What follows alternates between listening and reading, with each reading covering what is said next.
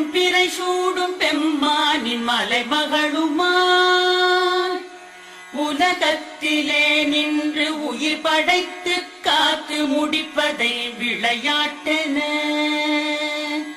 செய்பவள் மூவுலகம் ஆளும் நாராயணனின் நாயகியை போற்றி போற்றி.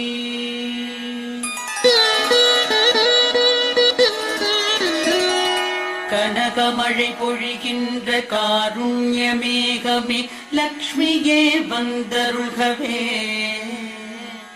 கனகதாரை என்னும் துதி கேட்டு வாழ்விலே ஐஸ்வர்யம் தந்தருகவே.